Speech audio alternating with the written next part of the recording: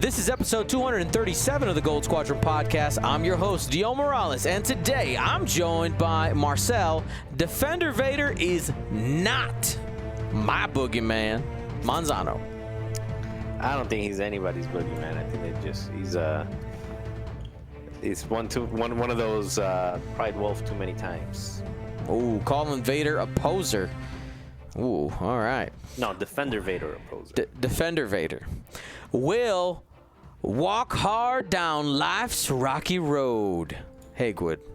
Oh, we're gonna have to walk hard. It sounds like a country song. I feel some country vibes coming around. Oh yeah. We walking hard down life's rocky road. Something like that, you know? Oh yeah, you got it. That's pretty close, yeah. And Ryan, I'll be here in a few minutes. Staniszewski. He's got some stuff to take care of. We'll get to him. I'm sure he'll jump in before we get to the meat of our show. So, announcements and news. We got some stuff. So, first, it is 100% official lockdown. Hotels booked, flights booked, itineraries checked, items starting to be checked on the list. Checking it twice here for our inventory. Gold Squadron podcast, if you hadn't heard, we're going to be at the Las Vegas Open. That's happening at the end of January, so you will have some in-person, live, premier level play. The thing that GSP has built our empire on, coming back for a second time after the Lone Star Open. We're coming back here at Las Vegas Open. It'll be our first of 2021. I think we got something booked for March already as well, or it might be February. We got some stuff, and I know we got something later. Again, we got events coming. All right, more in-person events coming your way. But don't worry, we're still doing TTS stuff as well. Just letting you know. Jank Tank 2 registration goes live December 1st. If you don't know what Jank Tank is, it is a collaboration between Fly Better and ourselves. A single elimination event. You play one game a week until you lose. And it's 100% free to be a part of it, by the way. We're playing on TTS. And for every player that plays in the event, Gold Squadron and Fly Better will donate $1 to the charity of your choice, as long as the charity is an actual charity. And, you know, we up to our discretion. But you guys know how we vibe, right? To the winner's choice. That is the championship thing. It's... Last time there was about $1,000 split between two charities because the champion one wanted two, and we split it up between two, and it was awesome. It was pretty awesome. So looking forward to that. Now, real quick, Will, could you, for those people who don't know the Jank Tank format, could you give us a quick rundown on that? Okay, so in Jank Tank, you're going to ask for two factions. Dion and or Ryan are going to randomize you lists for those factions. Filled up to 200 points. Might be taking away some upgrades. There's some dial peeking in, dial manipulation changed or banned. So you might not get those in Jank Tank. But other than that, you have the option then to choose one of your two factions that you got lists for, and then I believe you get to change one upgrade. That's remove one and add one, in fact. And then it's a random player order because bids don't matter. So you don't have to fill out to 200. I think Ryan said no deficit scoring, if I'm correct on that, Dion. Correct, because it's like not your fault. Like you didn't make the choice. Right. You couldn't help it, essentially. Yeah, no deficit. Because you can only add and change one. You can't fill out to 200. So, but yeah, you can get one loss essentially, right? It's single elimination. Yeah. So you lose, you're out. You're done. Mm-hmm. You're done. But the whole point of it is just it's a fun charity. It's weird, and it costs you nothing but the time to play the game, which Turns out, if you're watching this channel or listening to the show, you probably at least moderately enjoy X-Wing. Maybe a little bit. So join for that.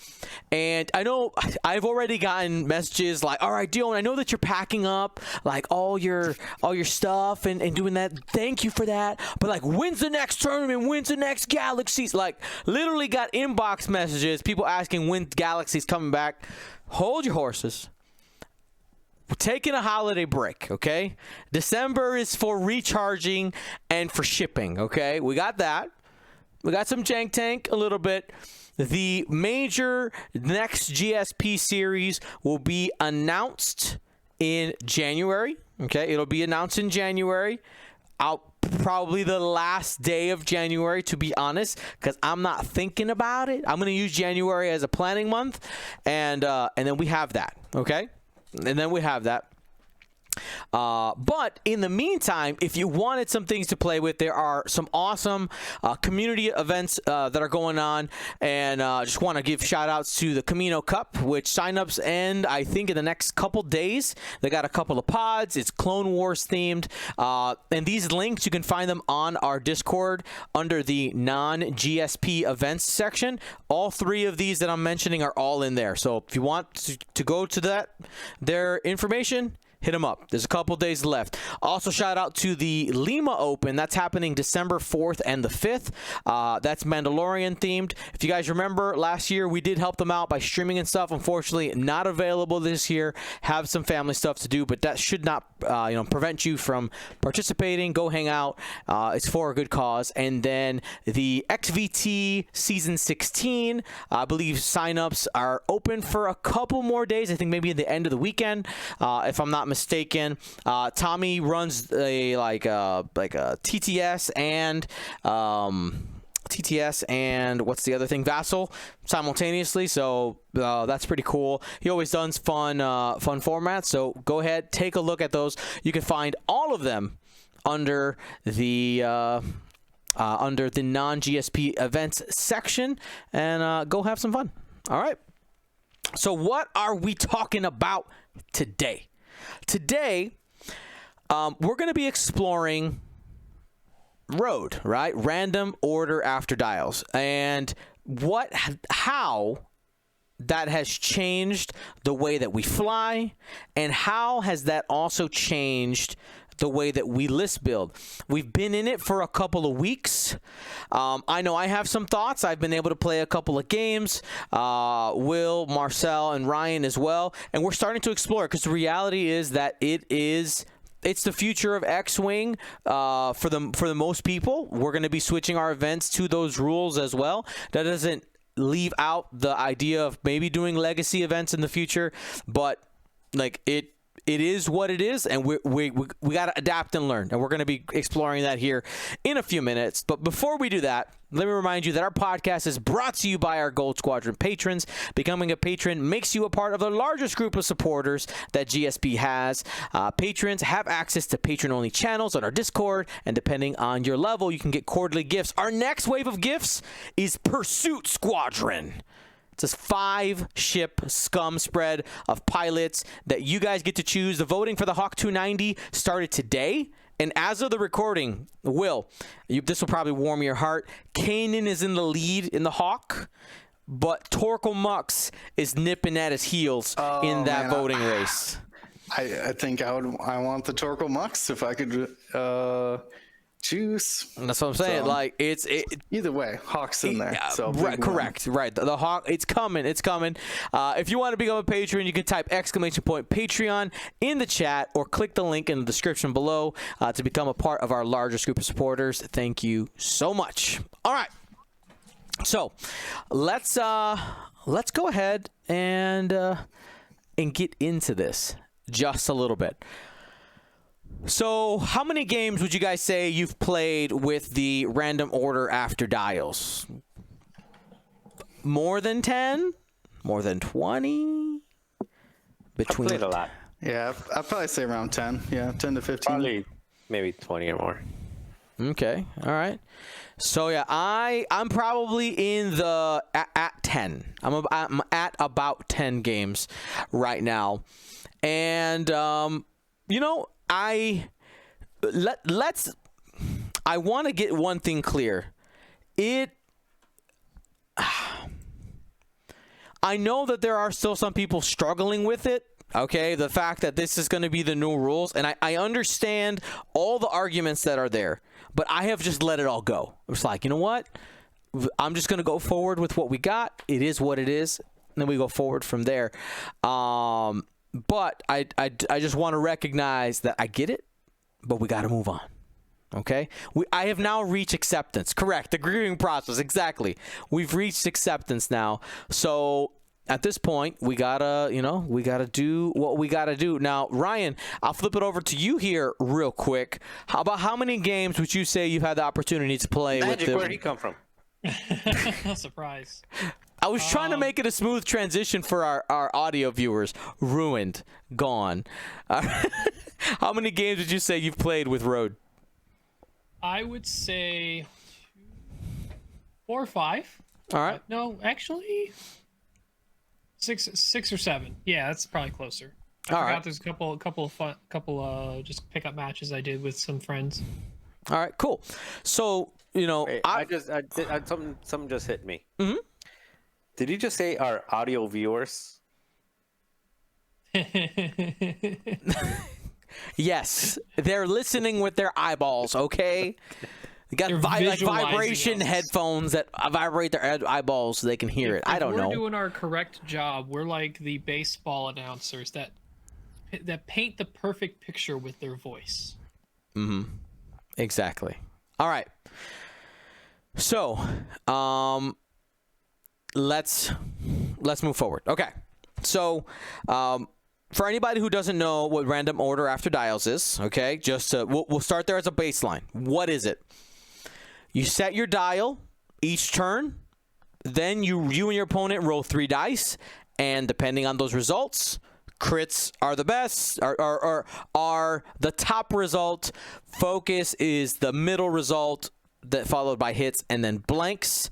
And if you got a crit, and their opponent didn't, you are the first player, and then it just goes down that chart as follows. Figure out who's the first player that's done every round and alternating. So I want to start with something very simple, a very simple question, and then we'll start to dive into the meat. So we are, obviously, when you compare the amount of games we played not with this to playing with R.O.A.D, it is just a scratch of the surface on the maybe 1,000-ish games played of X-Wing. The other way, at least in the strong hundreds of games, played of what was the old way of X-Wing. Would you say, just a quick yes or no answer, that you are thinking about your dial process differently? I know this might seem like a stupid question, but I just want to start with the basis of yes, you're thinking about it different, or no. Will? Yes. I know we can get into it. Not yet. We'll get to the meat in a second. Ryan? Mostly no. Mostly no. And Marcel? I don't have a comment because it's complicated. Answer the question. Yes or no? It's complicated. Don't be a Facebook status, all right? It's complicated. In a relationship? So I am not. Is the short answer is there's more considerations, or there's different considerations, but my approach and who I am as a player is still the same player. Okay. I am not more cautious because of it. It's just okay. different considerations. Okay. Cool. And I would say that same for me in that boat, but that answer technically would be yes to that question. So I'll just say yes for the both of us. And now we can start to parse the hairs. We can start to parse the hairs there. whoever wants to jump in first, what have you learned? What is the different? I guess what is different? What is not different? Let's just open up the box and dump everything out. Let's just talk. So I'll jump in. I think I've had the most games, by the self-identifying we've done. I don't even know how many games, probably 30 plus. But the question that you said, my approach to the dials, is it different? And the answer is no. It's probably similar to my approach to the dials in those scenarios where I'm flying like advanced sensors, like the world's list that I was flying, and some of those, or Baby Anakin, where I'm reacting not to who's moving first or second, but I'm reacting to the information as it comes, if that makes sense. So, and what has changed the most for me is not the way I approach the dials. It's the way that I approach to putting together a list. So when I'm playing to try to do something that is actually going to win versus something that's just jank and I'm just out there to have fun with Moralo, I'm putting my list different. I'm building my list in a way that can react or mitigate the variance of the initiative roll. So, for example, some of the lists that I've been flying have included Heftover with, if you move, you take your action. If you move, you take your action, you get multiple actions because they're bumping into you, because there will be more bumps as a result of it. Two people, overconfidence in, I'm going to win this roll. I'm going to win this roll. And then it's just going to create a bump. Edrio 2 tubes and the other 2 tubes, basically, or a coordinator that will guarantee non-engagement to guarantee the action.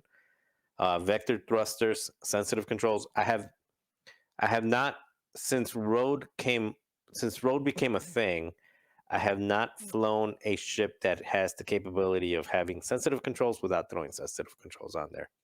It is, in my opinion, even on Sunterfell, in my opinion, sensitive controls with R.O.A.D, just, a guaranteed action is better than a maybe no action. I'd rather guarantee that reposition at system phase versus hope that I get one later in the engagement, not in the activation phase. So the way that I've built is different. Intimidation stocks went up, force stocks went up, things like SAW or advanced sensors went up. Obviously sense went up and things like that, but like what I've been flying to be a jerk is I've been flying Kylo with sense and sensitive controls. So basically they're doing the same thing that the ETAs or ETAs are doing, but with three die tag guns.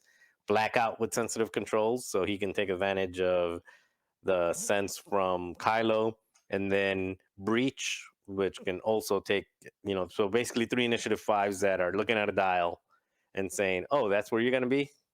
And it doesn't matter if you won or lost your roll, because you're just going to adjust system phase to whatever whatever's moving after you or whatever's moving before you, which, by the way, should be banned rightfully so. I mean, that R.O.A.D makes it, anything like that definitely need to get banned. Same thing with Supernatural, same thing with advanced sensors, because it just completely multiplies their value. So, well, okay, so I'm gonna lists are different. I'm gonna continue on that. I mean, I wanted to hit that list after, but let's stay with lists for a minute. Maybe it works to go the other way. So for list building, one of the common things I'm seeing is people essentially saying like, oh, well, this rule has changed the value of X, Y, and Z. The value of these cards are way higher. Basically, things that allow you to adjust during the system phase, and things that, and pilots maybe that you can no longer guarantee things happening for them. By taking a bid, the value goes down. Now, one of the arguments, my kind of argument against that is like, that's how the game has always worked. The lists always change for the rules, right? They open X rule. Okay, well, how do we take advantage of that? Like, that has been competitive list building since forever. This is just now, because it's such a drastic change in the core mechanics of the game, it might be more extreme with the pilots that we're seeing. Because you just mentioned, you mentioned all the sensitive controls on a silencer. Like, I 100% agree that, like, that chef's kiss, great card in R.O.A.D, but we would have not even sniffed at it pre-R.O.A D, besides maybe Initiative 1 interceptors.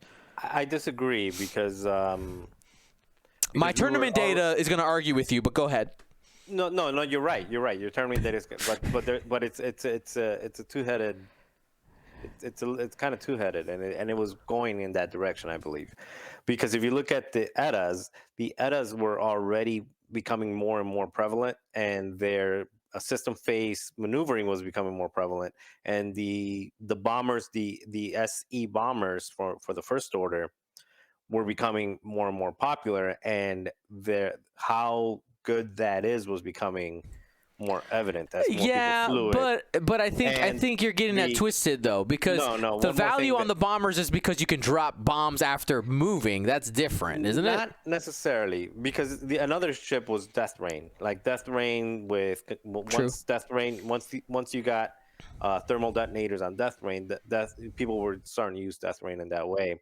And I think it's the combination of the two that just hadn't married up yet that made that shift to sensitive. Because I'm on record, if you guys don't remember it, but I remember it, of saying sensitive controls is bad.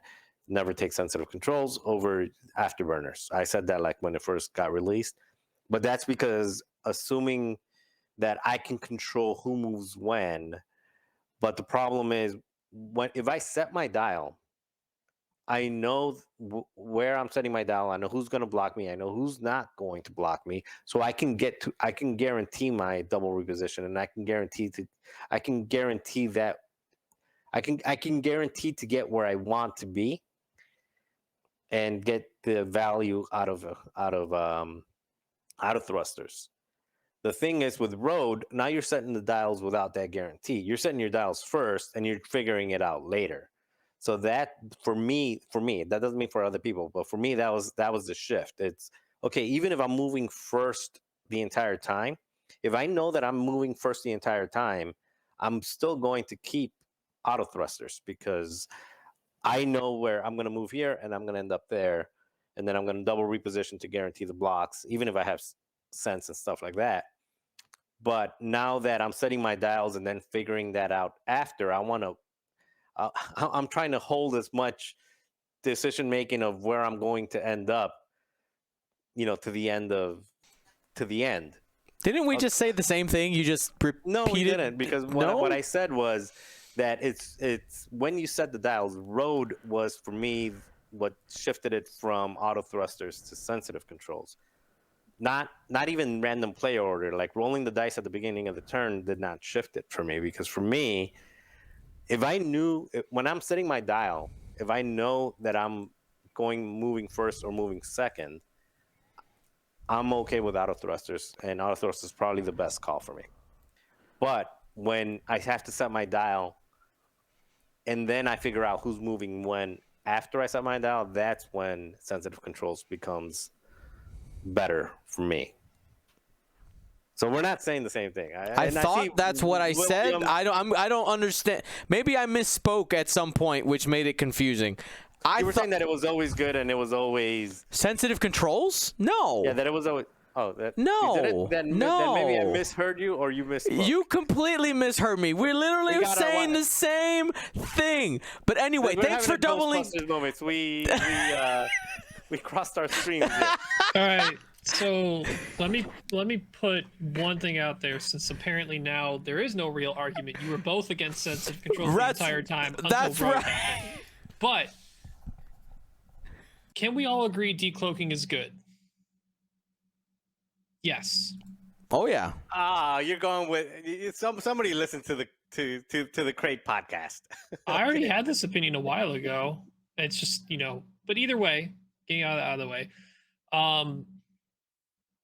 Sensitive controls can be good, even on high initiative. I had been playing Kylo, sure, it's been with R.O.A.D, but there haven't been many times where R.O.A.D has mattered to where it still got me in a better position than auto thrusters would have gotten me. It's a really good early game. If you can maximize sensitive controls, you can get in better crazy, especially now with sensor scrambler. That first turn, you can decloak and sensitive controls, Kylo. It's insane the places you could be. I don't even want to think about it. My brain will explode, and I'm the one flying it. All right, so let's continue down this this list building. All right, list building. Will, how has list building changed for you with the random order after dials? What are you seeing? What are you thinking about? So the first thing I'm reaching for is even more so wanting the same initiative pilots. I've been going through, like, looking at basically what I can fly with, what I can fly for, like 4 or 5 initiative 5s in each faction, which has been interesting to test out different high initiative lists like that. But I think it's another valuable thing, like, if you can't guarantee arc dodging, your aces have to be able to like go one-on-one or or just joust as well. Like, you have to be a good jouster. I'm thinking more of less Soontir and more like Wedge, where I can I6 and I can boost if need be, right, to do some arc dodging, but for the most part you're just coming in there and trying to shoot stuff and kill things early. I think that not having that guarantee makes me shy away from anything that is fragile, and I'm trying to get into more like thicker ships, like Nim. Nim makes a lot of sense to me. It's hard to kill a 10 health ship, and you are initiative 5. Same thing kind of like Zori as well, like wartime Zori. Very hard to kill in one round, and at least can have the high initiative. So, I mean, obviously, you've seen what I've been flying in Crate Cup for like random player order, which is Wedge and Han together. Then Jake, which is basically my coordinator. So it doesn't matter if I'm moving first or not, if you can bump me or not. I'm trying to get an action to one of my aces, which is Han and Wedge. So I think that's going to be more important to be honestly like more efficient, because but that's only in the high initiatives. Once you get into the mid initiatives like 3 and 4, it gets a little weird still. Like, that's always the weirdest place to me.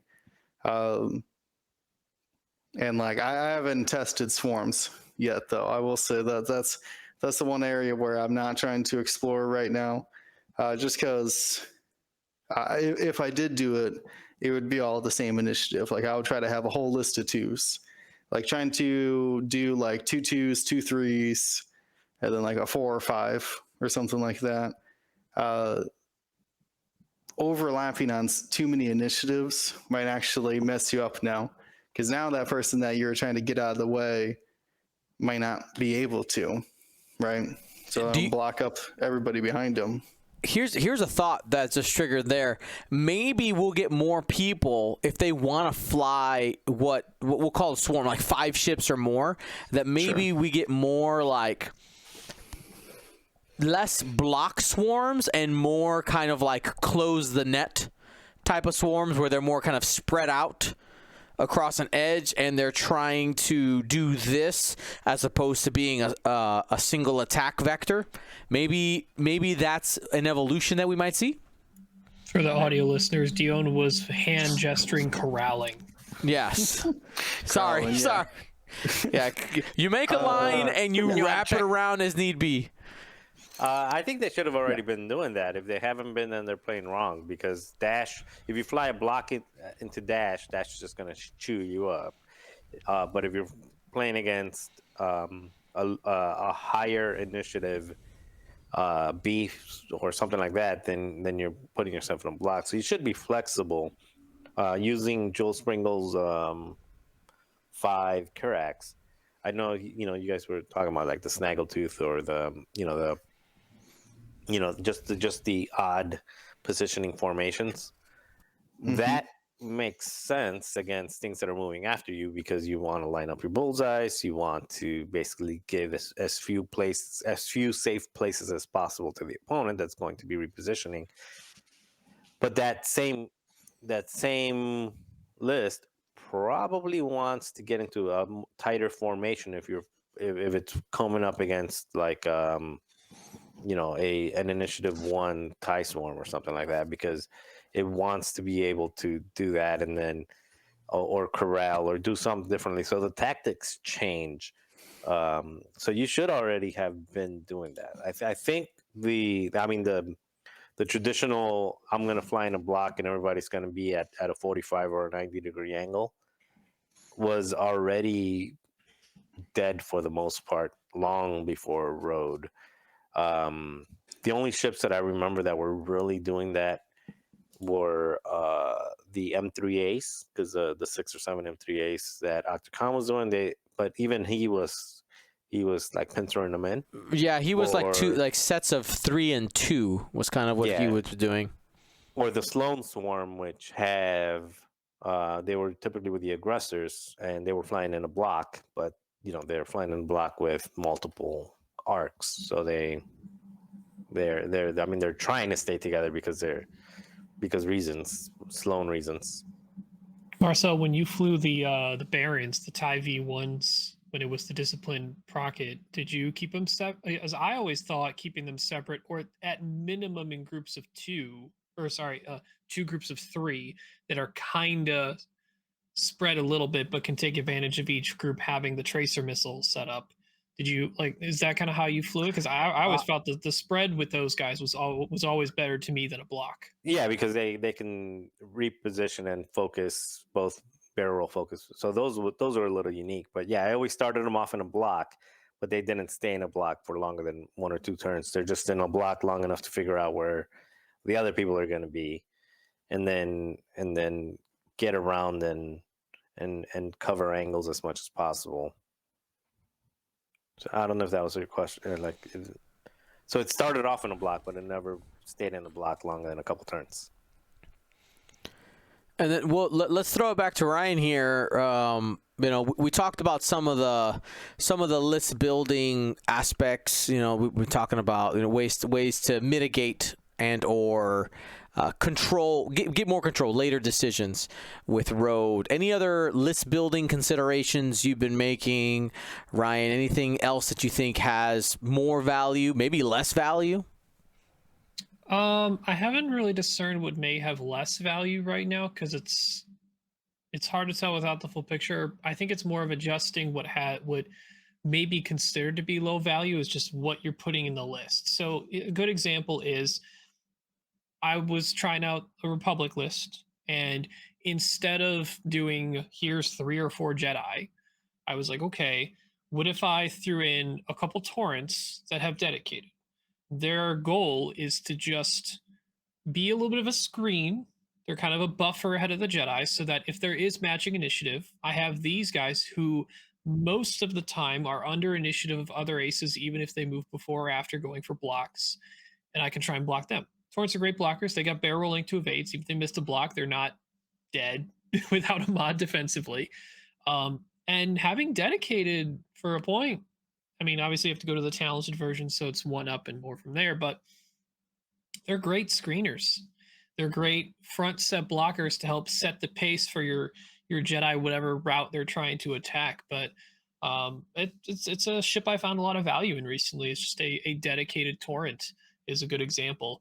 I'm kind of on the realm of finding lists that if I'm using an ace, I'm having an effective screen for them. And it doesn't always have to be directly in front of them, but it is something that gives the ace space to work without being threatened by the enemy ships as much, no matter what order they're in. Whether it is, I've been trying out the TIE-FO bombers with Kylo. Obviously, Kylo's not going to stick right behind them for fear he might get bombed himself from his own friends. But he is off to an area to where I'm trying to find a good attack vector while the bombers are sort of corralling and forcing things to go a certain way. So they're almost setting. I hope I'm using the correct sports terminology for them. Instead of a screen, you're setting a pick. Maybe it's a basketball terminology. I'm pretty sure I'm off on that. You're getting another ship in the block. You're getting a ship in the way while the other one is moving. I see you. Yeah. Cool. Yeah, and for myself, here's the thing with the limited time I've had to play, most of what I've played is the same list, which has been our Crate Cup list, and then I did some random lists over the last couple of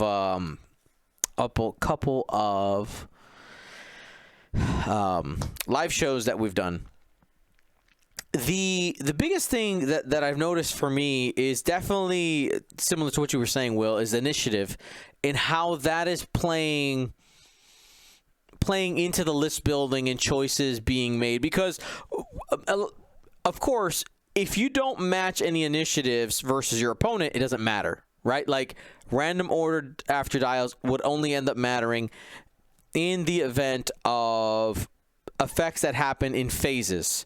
Start of engagement phase, end of any of the phase effects is where R.O.A.D will end up mattering again. And right now, I can't think of one where it's like a make or break interaction, whether you get first or second on those. Paylob and like what? Paylob Soonter, for example. Yeah. Okay, there you go. Or Paylob. Anything that gains or Paylob with tokens. Yeah, Paylob. There's a few other ones. Anything with passive sensors, like same initiative, passive sensors matters. Anything with what are the 2-point cards that were? Isn't it passive sensors when that ship engages though, not engagement phase? Yeah, but you're talking about without initiatives matching? No, I'm talking about. When there is no initiative matching. Right. Okay. Correct. In those situations, when we don't have initiative matching. Yeah, then in that case, it's mostly like I think Paylob and probably I don't know. I gotta think. Maybe something to do with like bombs or something. I don't know. Maybe. Now here's a question.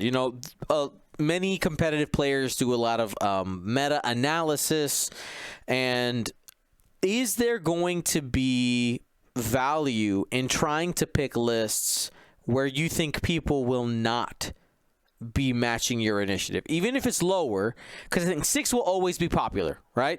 Because it's the highest one. You want that chance to that chance to move last, to have that last piece of information. But is there value to being like, hey, very few things are at 2 right now. I'm buying into initiative 2 and building a list. Like, is there value there? I'm getting a mean mug and no from Marcel. What? No, and the reason no is because you want to build the best squad that you can build based on what you want to fly. Because if you're building something that says, well, I just don't want to match with anybody, I want to know where I'm going, you're going to fly against something that's lower initiative than you and it's going to block you, or you're going to go fly against somebody that's higher initiative you is going to outflank you. So, I mean, I can't think of, because you started off by saying a competitive player. Right. I can't think of a competitive player using that as the, like, oh, this is why I want to fly this, because I want to avoid as much road as possible. While we have not heard from him in a while, and I'm going to blame COVID, I'm going to say a player that might look at this potentially is Blair Bunky, because he is somebody who historically has always played low initiative stuff, which in the times we have seen him play competitive, people aren't normally playing high initiative. Reverse that. Normally aren't playing low initiative, and his entire game is predicated on making sure that he gets to go where he wants to go. And that was just kind of my line of thinking. Marcel disappeared. He hated my argument so much. He's gone. He's gone. But like that's kind of where my road rage. Love it. That's kind of where my thought came from. All right, and that's just a thought. Now we got to pull Marcel in again. 1 second. There, boom, he's back. Did you hit the tab again? No, I have a gaming mouse, and the back button is on the side, so I clicked on the side one. Yes. Likely excuse, but here we go. So, Dion, are you basically trying to say people are trying to find the roads least traveled? Oh. I mean, because the whole idea, right, is in list building, you're trying to circumvent and get an edge in the rules as much as you can, right? What list can I build that takes advantage of what other people think is good and allows me to find the edge, the very best of the edge when I get to the rules and say, all right, I can avoid the downsides of all these things, and that gives me an opportunity, an advantage. That's what I'm just trying to find, all those little angles, because now it's a new game. It's a new game, or at least it has introduced a major thing that I think competitive players have to think about. Now, I'll be honest. In my flying, most of the time, I am probably picking the same moves I would have picked as before. Most of the time. But I do recognize that there are moments where I start to where now I'm looking, there's more depth in my decisions. Essentially, I'm having my decision tree is now larger. Is maybe a better way to say it. Thoughts? I mean, yeah, that makes sense. It would, you have to think of two potential player orders that you could be. So yeah, your result tree, or what you have to predict, is larger. You can do one path or the other, and you could plan to say, all right, like a good example, I had a game, and similar to you, I have generally put down the same stuff on my dial no matter what the player order is. There have been some instances. An example is I had an ARC 170 that I wanted to get ARC in a certain area, and if I went first, no problem. If they went first, maybe a little problem. And I circumvent that by dialing a maneuver that even if I get blocked, it rotates enough to get there. So instead of dialing normally, if I was first player in a one bank, I would dial in a 2-turn. And if I went first, I could 2-turn and barrel roll, messing up their area and still getting generally the area I wanted to cover with a one bank. Or if I go second, I will likely get enough of a rotation into the bump to cover that area that I want to shoot. Cool.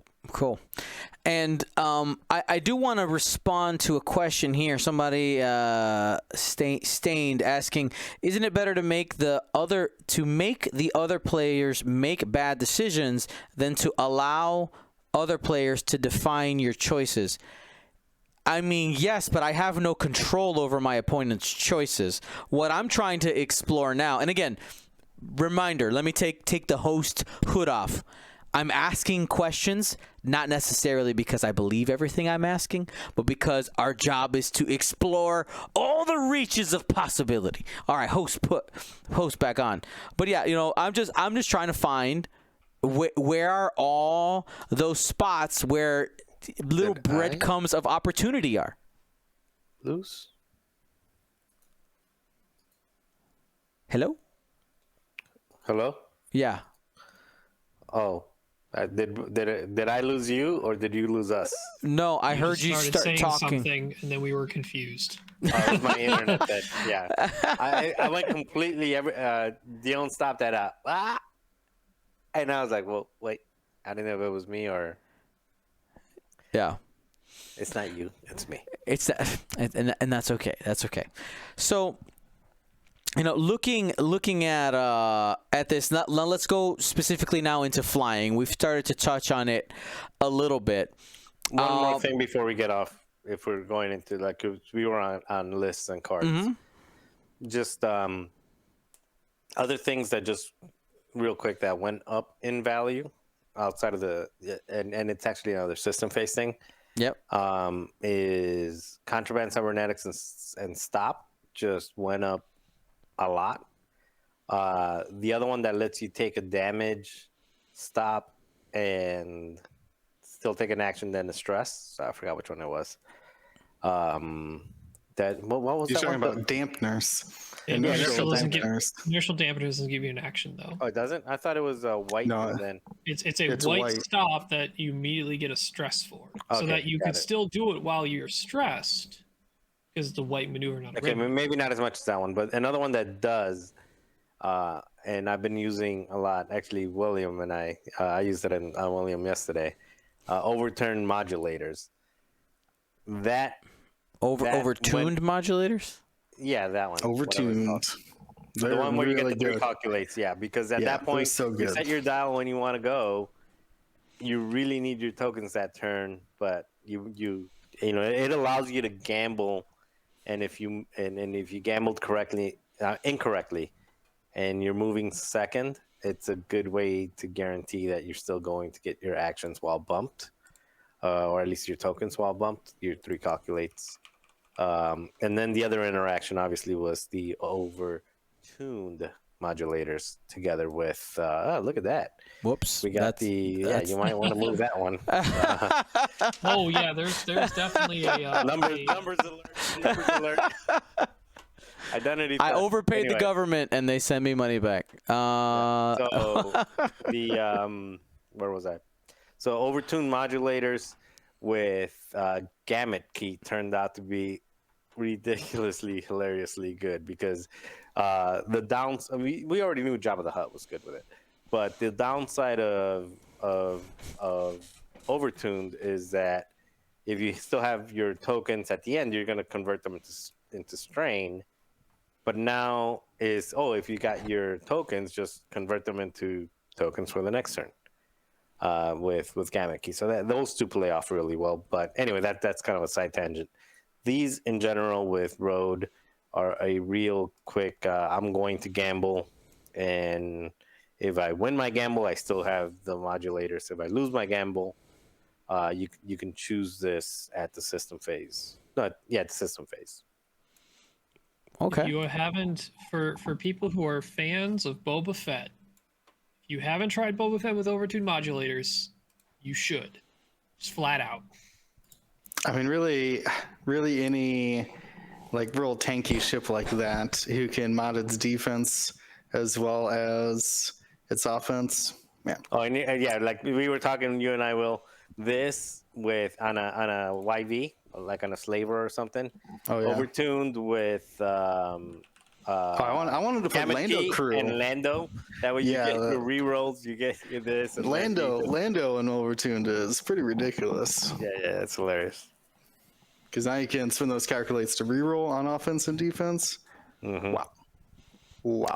So that's Lando in the Lando.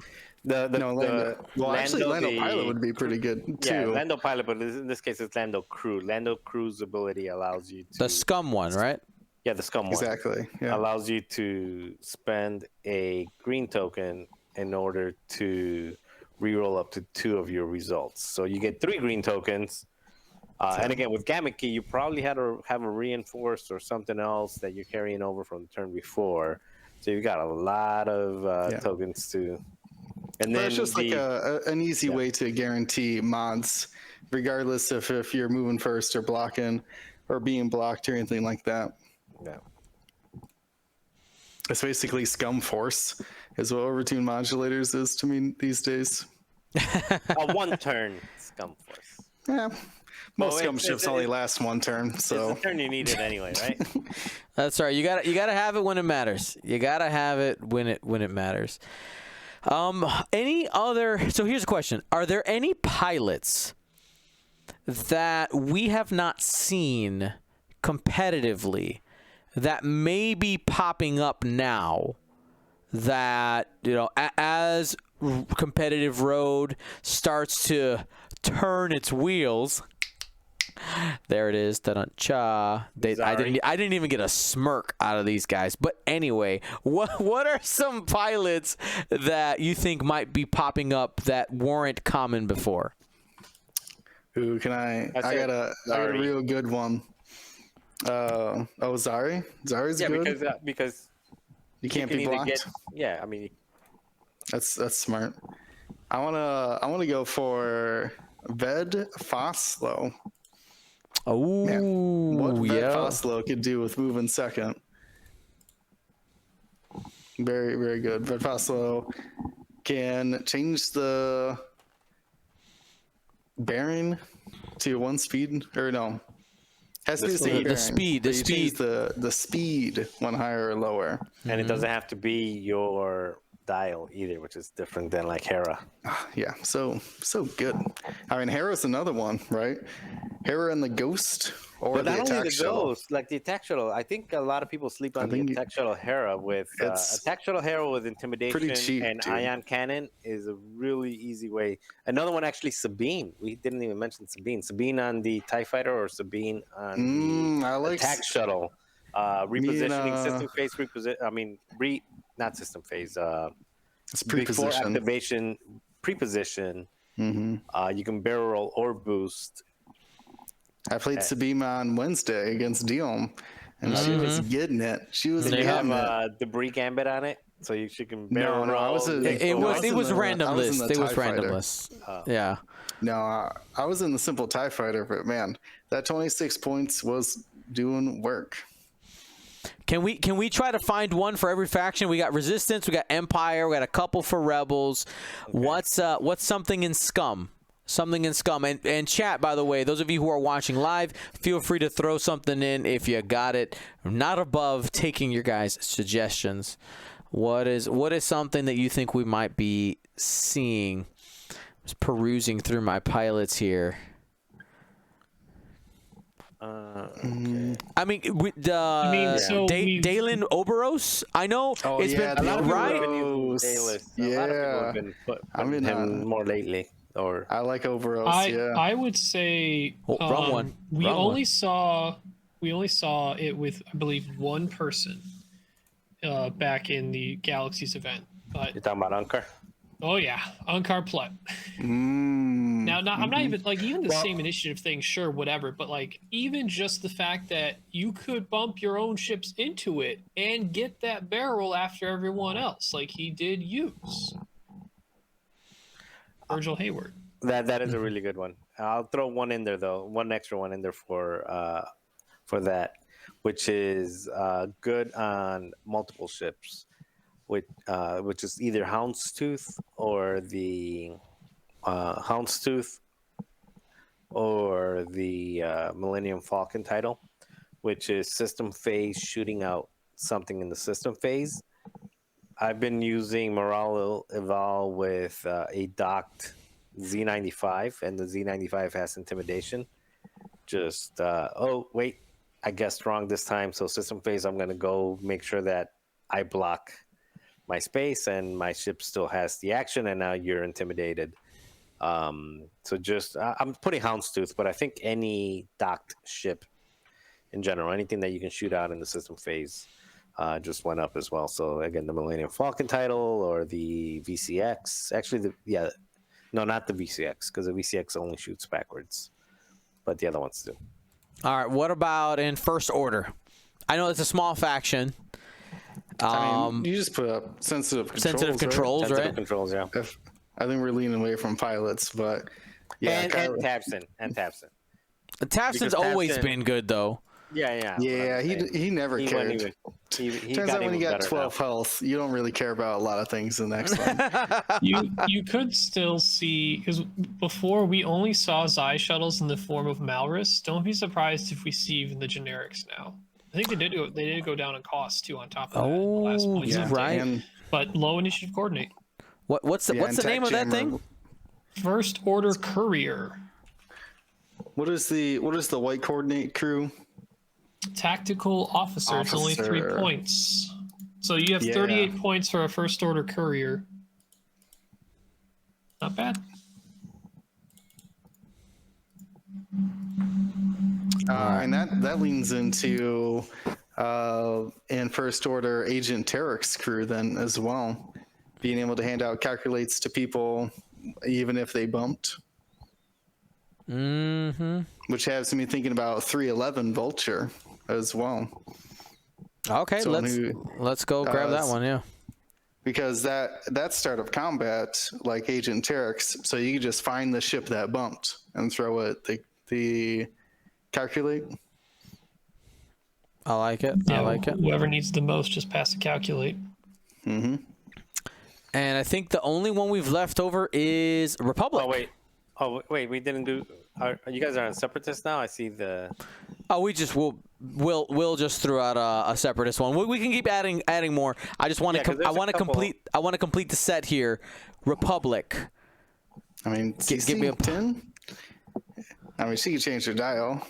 No, the Republic. You got to go with the Eddas. I mean, they were already good, but they got even better. Yes. But that's not what I don't want something that was already good. I want something that we hadn't seen. Anakin and the Naboo went up, and there was only 2 people that actually flew Anakin, which is me and Tommy. But more people should probably fly it now. I'll agree with that one. I'll agree with that one. So yeah, those 2, and then I would say all of the lats also got better because they take a lot of space. They block. If they bump, they still have soft abilities to benefit the rest of the squad. All right, here we can start stacking them up now. So, we'll go grab in Ada 2. We'll go grab a Jedi General for you to represent. To represent that. We also talked about Dalen Oberos and the Star Viper, even though that had been popping up recently-ish. We talked about sensitive controls. Now, what was the other thing you wanted to pop in for Separatists, Marcel? Oh, I was going to say the bombardment drones because the bombardment, and actually that also goes for Zuvio, but the bombardment drones being able to drop bombs in the front and back. And so I was going to say the bombardment drones because typically if you're moving before or after, you basically know which area to avoid. They have a barrel roll, so if they happen to move second that turn, they can position the proximity mine drops the following turn. And then another one is just Discord missiles in general for the same reason, because typically if you're moving before or after, you know how to avoid them. But if you don't know when you're moving, then Discord missiles and bomb drops out of the front become a lot more dangerous. I'm not gonna put Discord missiles on there only because I feel that, like, when you see droids, you see Discord missiles, right? Like, so right now our list is reserved for our not as seen, and anything else we can put on this list for people to start exploring some less plowed ground. You guys hit probably some of the ones I was gonna say. I mean, I think this is a pretty good list to start exploring. V Marati, but that's probably on the bubble of not being allowed anymore. Oh, That's dial peeking. Yep. I don't know if we're allowed to look at dials anymore. I think along the lines of the first order courier, the low initiative coordinate, the best low initiative coordinate in the game from AP5, so you can coordinate while something's still stressed. But he right. was always good. AP5 was always. Yeah. That was was good. my He was boy. good, but he wasn't common though. I would not say he was he's common. honestly one of the most underrated ships in the game, in my opinion. Yeah, like coordinating that initiative one, even a ship that's stressed, so you can coordinate before it stresses and coordinate after it A stresses. lot of people would normally take Jake first because it's a better fighting and faster platform. But in certain lists, AP5, yeah. But now you get AP5 with K2SO on there and R2. or you can have Or like, R4, I meant. like I Not did R2, at our Gold Squadron, our Gold Squadron showdown. I took both. Why not AP5 and Jake? Same list. Pretty much. What about Constance R.O.A.D? We haven't really seen her pop up, but she's like, she can flex those Can turn around or not those turn around. K-turns, My yeah. choice. I got another one for Separatist, Brewer Kret. We haven't talked about Nantex yet. They've gone out of favor, I think, for a lot of people. But Brewer Kret, aggressively priced at 37 points. He's I5. He's still barrel roll even if you block him. Like, he's a turret. Like, he's a pretty powerful piece for his measly 37 points. And this may not have specifically anything to do with like R.O.A.D or not, because this platform itself is really good because of ailerons. But Vagabond is now just as cheap as the generic striker. And for 3 points, you can have a counter net in probably one of the best counter net deploying platforms in the game, because you can ailerons drop a bomb.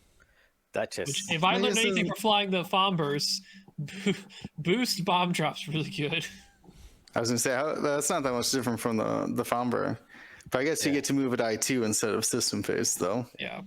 Duchess. I think Duchess was popular for a while and not popular anymore. Yeah, she's fallen off a little bit. But she's got options again. Yeah. So I mean, one of the things I do like about this is this is a bunch of different pilots, some upgrades that haven't been as explored by the competitive community in mass. So I'm curious to see where that goes. And the last part, what I want to do is I want to make another list, and I want to make a list of what we think, if anything, what are some popular pilots and upgrades that we may end up seeing a lot less of because of R.O.A.D. Is there anything that just went from like hero to zero? Poverdrive. Say that again. Poverdrive. I'm thinking basically a ship who doesn't have passive mods and is very expensive. And Poe with Poverdrive and all the other shenanigans. I think do you take BB-8 now if you're trying to do some Poverdrive? You just coordinate it. I mean, that's true. Yeah, you got to find a way to coordinate it and let it get its thing done, coordinated. And they've got, you've got rows 3PO or C3P rows or whatever they call it. Because my initial reaction would have been like Soontir, but like Soontir is like whatever, block me, I'll just shoot somebody behind you. Right. Yeah. He's fine. I think he's gonna be fine. I was about to call out some people and just generally say we're going to see a drop in Soontir because people are just too scared now. Turns out Soontir accepts the block a lot of times. Yeah, and Guri too. Like Guri's like, oh, you blocked me. Okay, here's my focus. Oh no. I've been blocked anyways. Yeah, I'm going to agree, Will, with the overdrive thrusters, because while Poe can get coordinated, the strength of overdrive thrusters for a lot of people was being able to do that double reposition, have a bid, and being able to do that after everybody else. Though we did see some very brave souls bring it without a bid anyway. So it was already going kind of maybe losing in popularity, but I would agree that it ends up going down. Those of you in the chat, again, if you wanted to add to this list, and I find it interesting that we don't have a giant pile of cards that instantly goes on the fire, like, well, you can't play this anymore. It's not worth playing anymore. I mean, there's lists that do that, but not individual pilots. You just have to just have to create the support system a little differently. Yeah. You mentioned that earlier with like trying to mix in, instead of full ace squads, try and mix in aces and some screens or some other things that make a more well-rounded squad, and not just like, here's a complete single aspect of X-Wing is my whole pillar of my entire list. All aces, whatever you want to go with. Mm-hmm. Some things just aren't going to work anymore in a complete archetype. Okay. So, again, really cool. I think I just find it really interesting that we only basically we grab for one card, kind of. All right, now, what I would like to finish our day with, we know that the ban list is coming. Can we take our stab at creating some, at least, let's try to get, what's a number? 10 cards that we think will be on the ban list. 10 including the dial peaking, or not including the dial peaking? And that's the whole thing. They because they said banned or restricted, and they never defined what because when they were talking about dial peaking, they said that in a restricted. They said that under the context of restricted. So it could be like, oh, with sense now you can only use one per list. You can't load all 3 ships or 4 ships with sense. Because we don't have all the information, let's just go ahead and say it might be on either one. So this is officially Gold Squadron's way too early guesses on the ban list. Let's might go. as well throw everything dial peaking on there. All right. I mean, Well, let's guesses. That's them saying it. Let's name them. Like So they've already said Luke Gunner and dial peaking are the top of the things. I think we go past that and make bolder predictions, because those are not even predictions anymore. Those are spoilers. So yeah, sense that, and I want to put the pilots on there. I mean, the pilots will do what, like the I know that for LVO they're getting rid of the pilots as well, but let's just do the cards like Informant and stuff like that, Cassian and/or. I wouldn't be surprised, because Informant's a unique card, right? It is. I just say it. So Informant's not that bad. I wouldn't be surprised if like dial peaking might still exist, but it might be the V Maradi or the Informant. It's one ship because of your one ship exists, and it's only ever going to be that one ship that has interaction between each other, type of thing. Like, yeah, where it's not, you're not getting Snoke, like Sense, Cassian. Those are like any ship within X range type of thing. Mm-hmm. All right, so we've got that in those. You already got Gunner in there, so I'll start with the obvious one because AMG said supernatural reflexes. Oh, yeah. Sorry. Do we just partner with precognitive reflexes as well? Sure. I mean, supernatural is worse, but yes, precog as well, or advanced sensors if we're in that realm of actions before. Okay. Squad. What about squad leader? We're getting squad leader as potential one. I feel like that's restrictive enough, and it's got a variable point cost based on initiative values. It has to be an action on your bar and their bar. And it's basically coordinate. Can I throw out a bold prediction here? Get me. Do it. By the way, Dion, please. Predator. Predator is so good. It's such easy access to offensive double modification that I could see it getting banned. That along with like Lone Wolf as well. It's just will very easy extra mods you could slap to your ship. I go ahead. I will not. I was gonna say I will not co-sign either of those. Throw a big W on I there. think Lone Wolf I find more Egregious. more egregious than Predator. Okay, that's fair. Because A bit.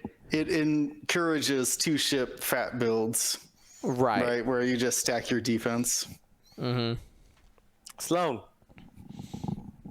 Because It's it doesn't just say a down, very they also bad said- experience for people. Yeah, I would say Sloan. Speaking of very bad experience for people, ensnare. Oh yeah. Yeah. Well,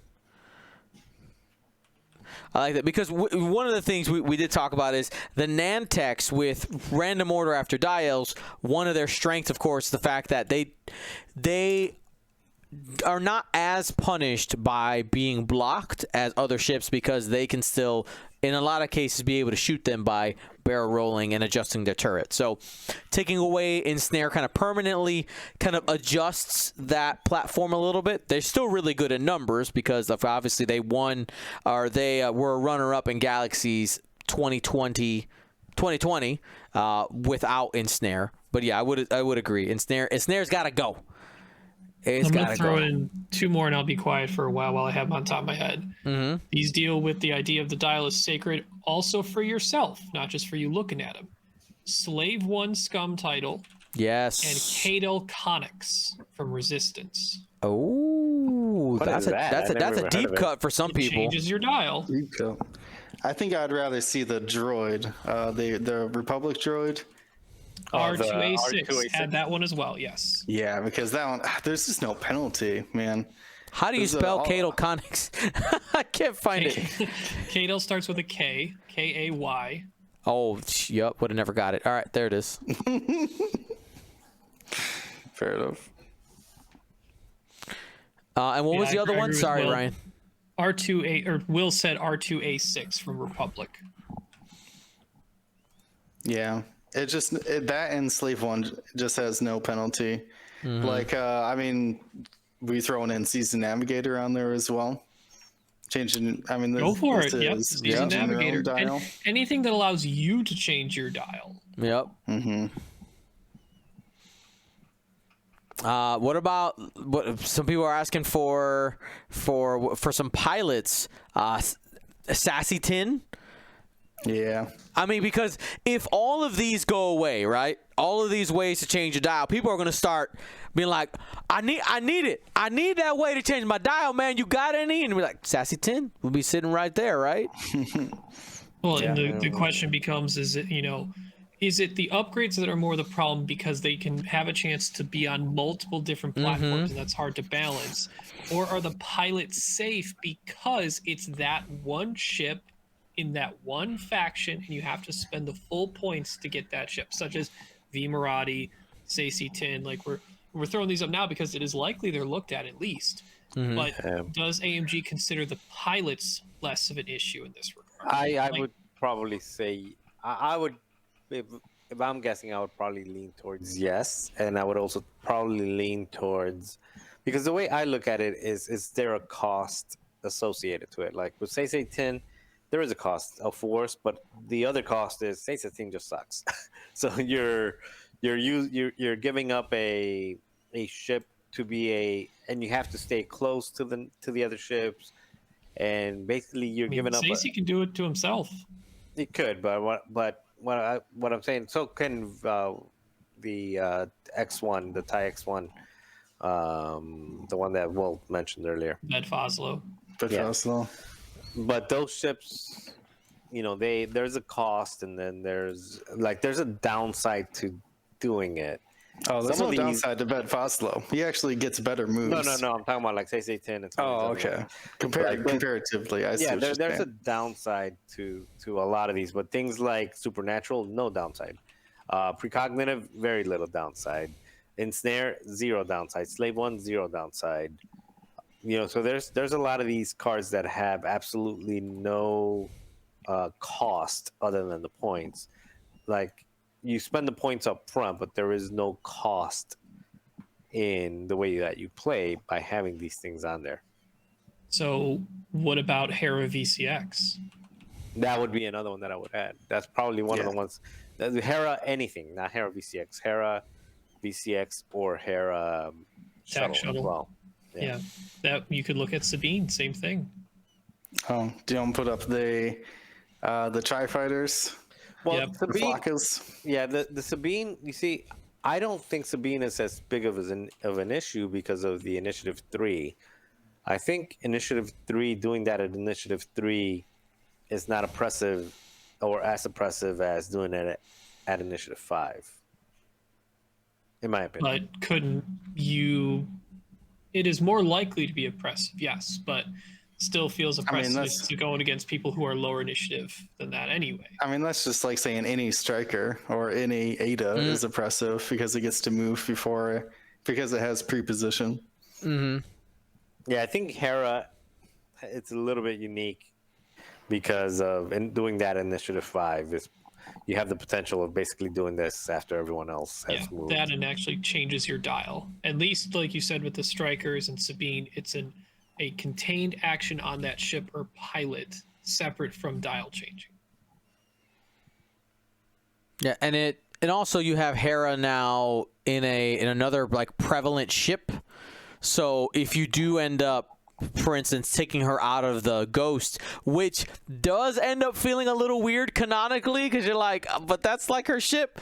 But for the balance of the game, you're like, oh, but you still got Hera in the A-Wing. She's still in the game. Yeah, and that doesn't mean that they can't errata it somehow. Errata it and change it and just give you some crazy glue and a printout. Well, PDF, be like, hey, just crazy glue this over your card and you'll be all right. Fired. Wow. No, I'm pretty sure there'd be an Wow. upgrade card pack. That's most likely what would happen. Is a new Hera in a VCX. I mean, okay, crazy idea. Even though What I know if- Will's very against that, by the way. What if they just? I would rather have errata cards, please. Let me buy them so I don't have to get out. I don't have to cut them out of your errata PDF. You get the glue sticks. The glue sticks are really good. You just they're. You remember? Wow.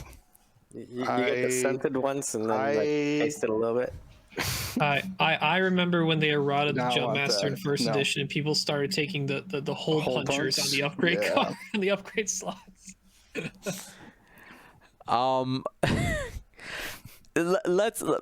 That's an interesting idea. What if Hera just got her A-Wing ability on all her ships? Oh, to the take a- VCX with a. Would that be too good? You want to pass a reinforce? Listen, I'm just Yeah, trying to solve problems If here, I man. can pass the reinforce, I'm in on the VCX. No. Listen. Okay, Hey, I'm a problem my wedge solver. reinforced Any it. fires caused by it is not my problem. I'm just trying to I don't find think anyone solutions. wants to have Hera decide to pass a reinforce to Nora in the Arc 170. Yeah. No damage. All right, what about another interesting one got suggested here in the chat? Dooku crew. I mean, I think that's is fine. it all right? So now you're bringing up some real. Now you're asking the question: is good cards or cards that No. change? Right, exactly. And that's I'm It's simply also a avoiding- level of here. modification, right? Is that too extreme of a modification? Is a question. right. Palpatine. Is there a chance that we just ban all Force crew? I will leave Palpatine. I doubt No. that'll happen. But what if they restrict the amount of force adding upgrades allowed in a list? Ooh. So something like limited to one force using crew. Force charge lists or crew something? Or something, yeah. Gunner crew, whatever. You can only have X amount as a baseline rule. I mean, that Or- would Doesn't hurt some of matter. our double fire spray friends. I mean, they're already starting with Baby Yoda. Basically, force without the up arrow recharge every turn, without a conditioning to allow it to recharge. Like maybe you can only recharge when you do a blue maneuver or something like that. I mean, if you're talking about just limiting force because force is so good compared to everything else. Man, that's Baby Yoda's already like. Baby I Yoda like the way just you takes- think, Marcel. Let's take away the arrows off of all the crew force. Except for maybe Palpatine. Actually, you have to. Yeah, that'd be great. You got to do a blue maneuver, or you got to take damage, or No, you have 'cause, to like, land Maul- damage, or something. You have to have a condition. No, I mean Maul could get it back, right? Like he's got a natural way to get force back. But like I'm in on making them all one-time use. Let's go. Make them real cheap.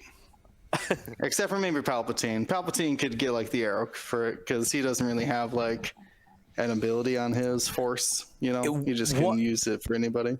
By the way, if they ever announce that rule, official GSP hole punchers coming to our shop. Okay, well, you're gonna be busy. You got a lot of cards to hole punch.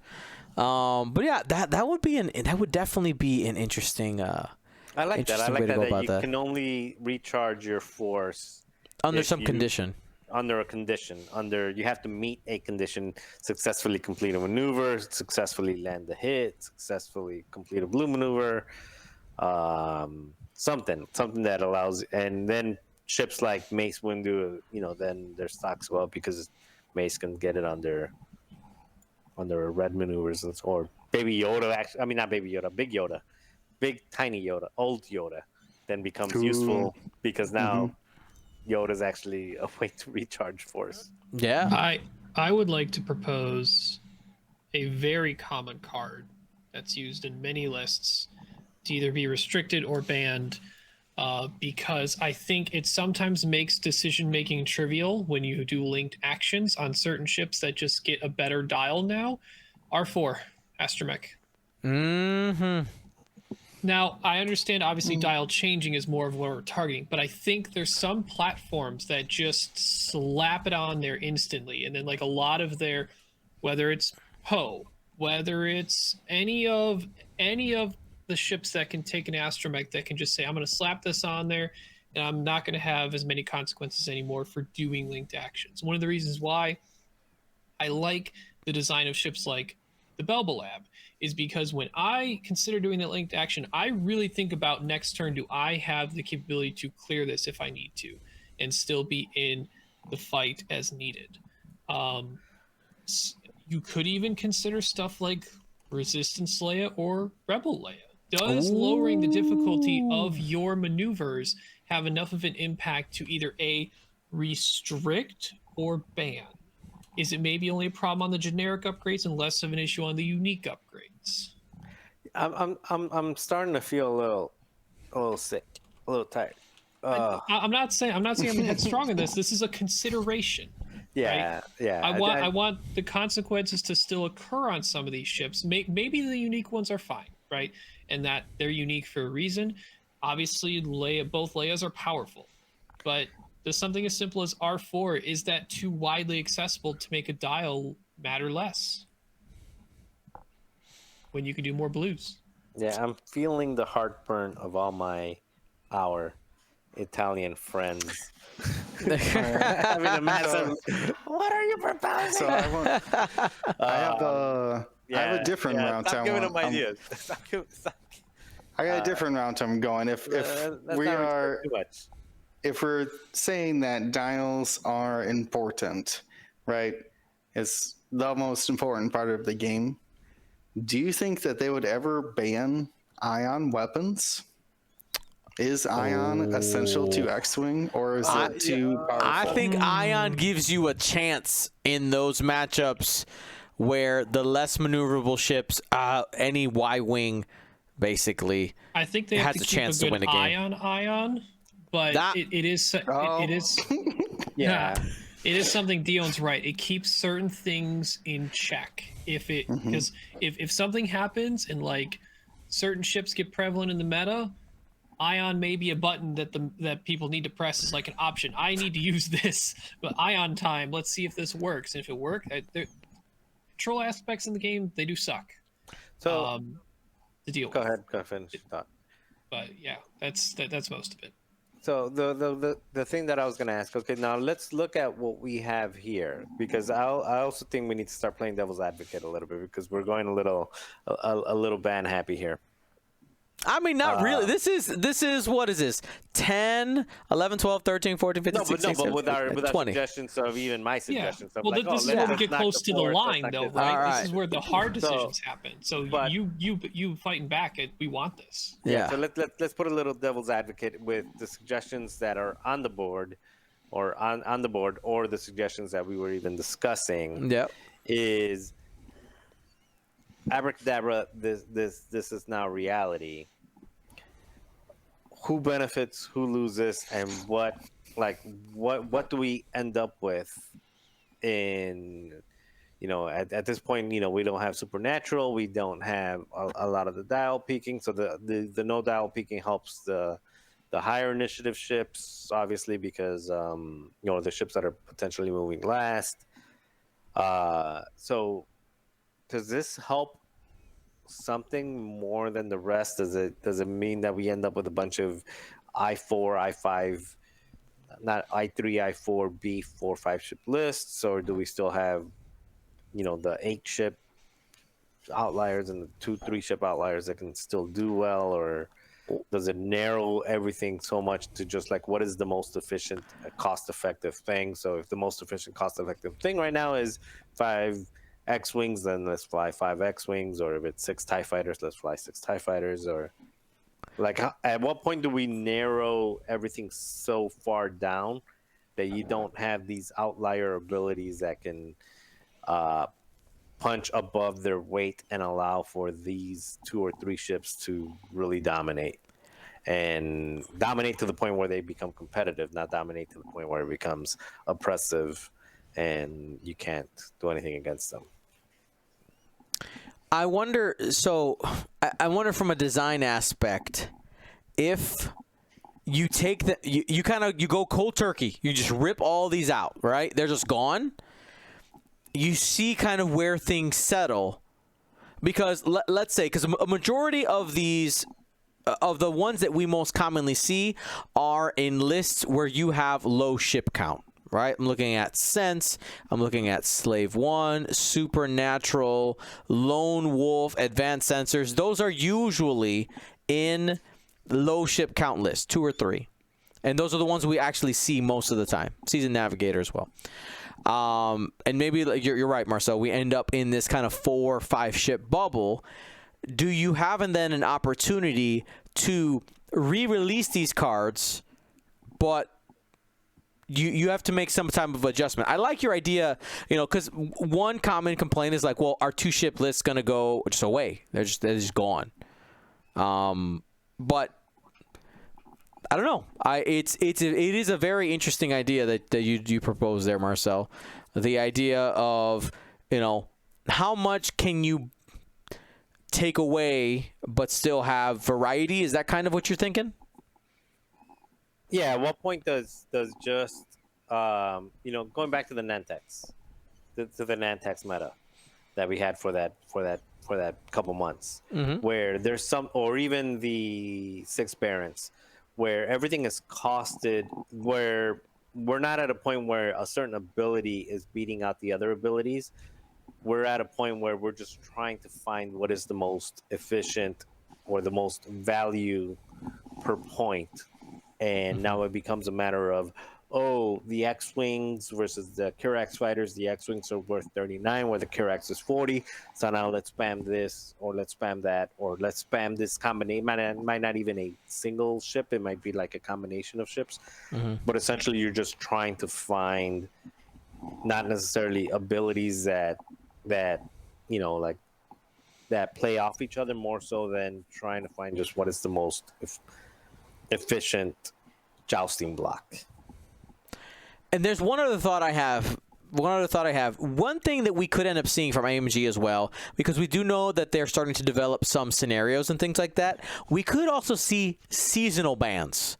So, for instance, they make some scenario, but they realize that, I'm going to be crazy, they realize Obi-Wan Kenobi in all of his forms is just a problem. It breaks the format, and it's an obvious thing. You say, well, for this season, Obi-Wan, you can't fly it.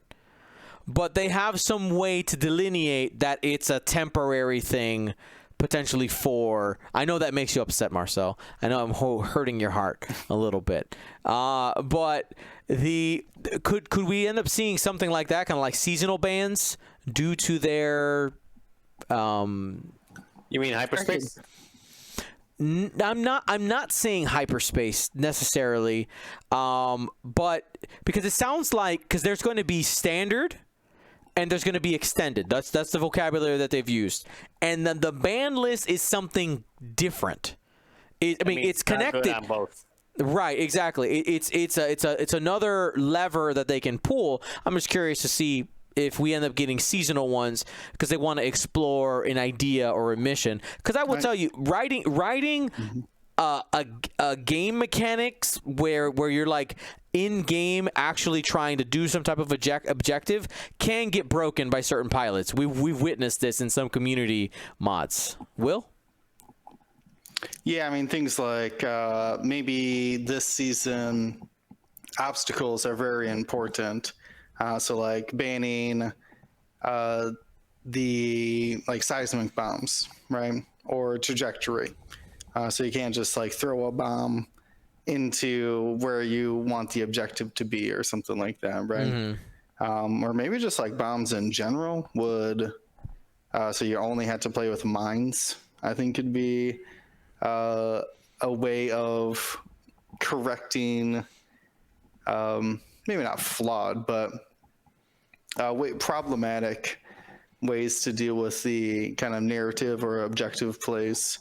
Yeah, because I'm thinking as a creative person, when you're given the freedom to just get rid of a problem, you're just like, oh, I don't have to deal with this anymore. When you're writing a game mechanic, or if you're doing something narrative like that, or some type of objective, I think that's a good thing for the developers. So we'll see. I think this is a pretty interesting list, and I think that a majority of ours will end up being on there. I'm curious to see what we missed, and how far will they go.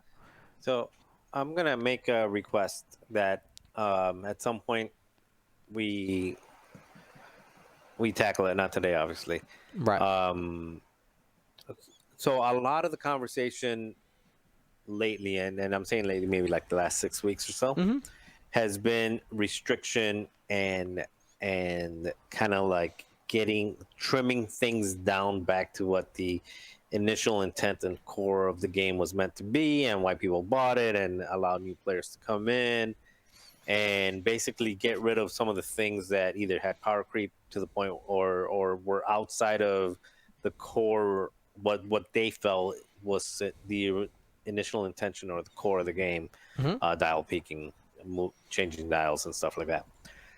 Would love to have a more creative conversation of design space of what is unexplored that can still be added to the game to entice players that have been around 7 or 8 or 9 years who don't want to go back to the core of the game. They want to continue to expand and build, a la different maneuver templates. Is one of them. I heard like 4 banks. I think 4 banks was included in the Star Trek game. They had a 4 bank available, so that way now you have like a full triangle of maneuver options.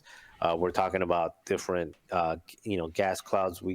Ion clouds, where if you roll over an ion, a blank is no ion. All right. Well, let's pause, because you're starting the episode, and we're gonna save that for next week. But, all right. Yeah. Anyway, just design and add versus subtract. Yeah. I mean, they have to.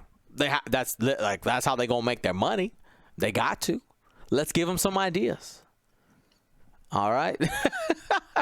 All right. So before we head out for our weekend, for our week, excuse me, Thanksgiving is around the corner. So let's do the cheesy thing, guys. Let's do the cheesy things.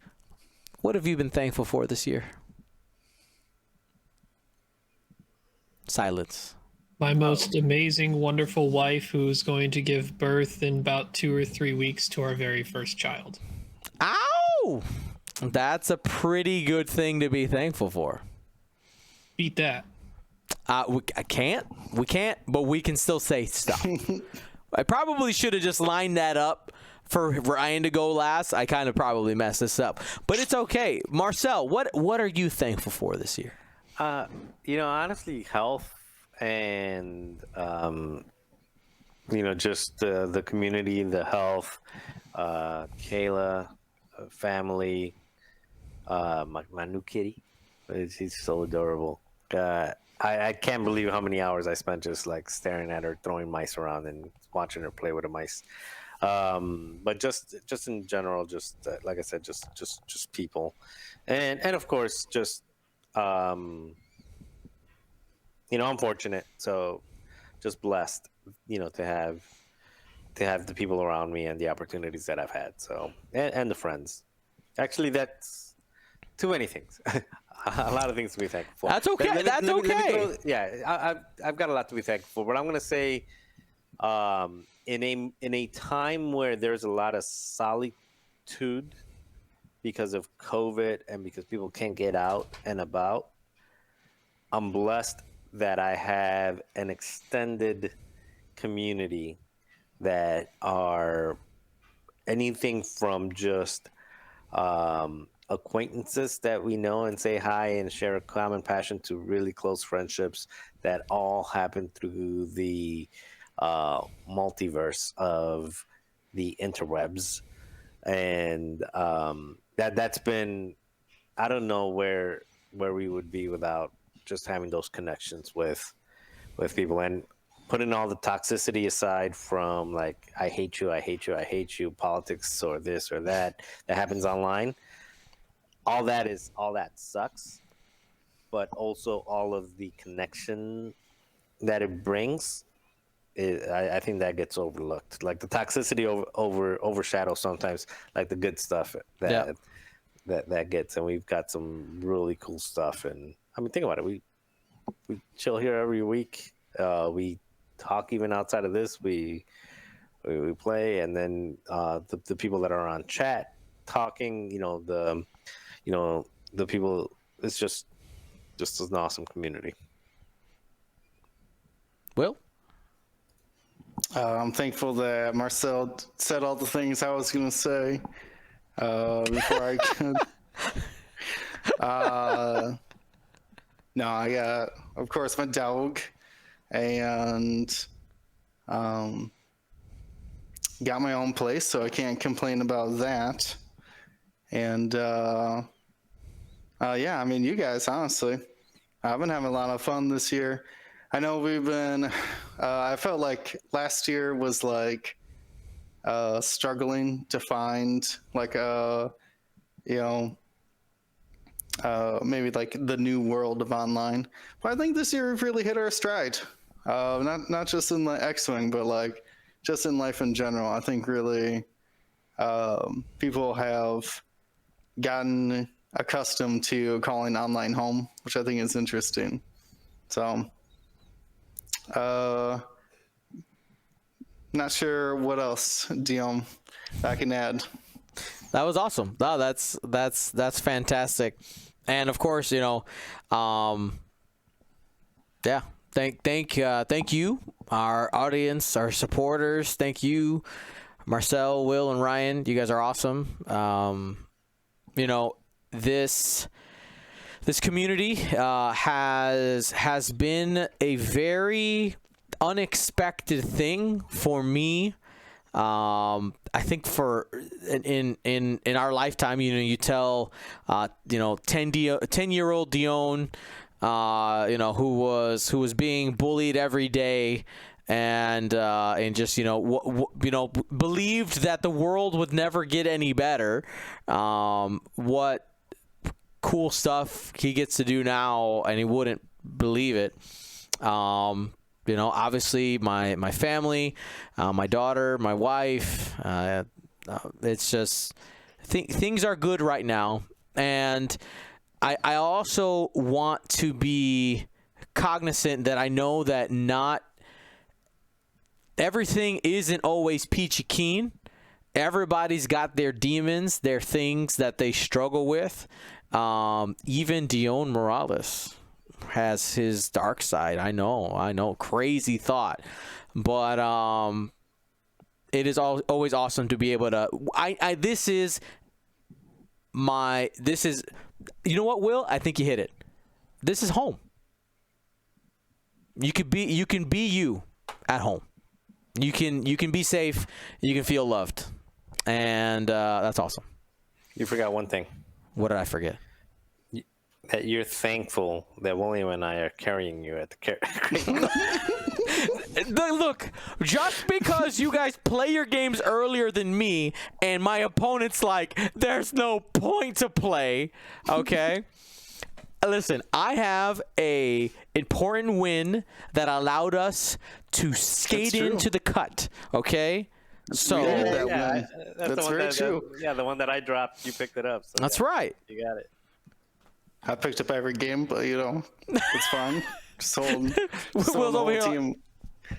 I'll be okay. And yes, of course, we're always thankful for that extra hull upgrade. Always. Thanks for watching, everybody. Stay smart, stay safe. Don't eat too much on Thanksgiving. Leave it like, don't pass out. Like, at least be presentable after you finish eating. At minimum, is my request. All right. Gold Squadron out.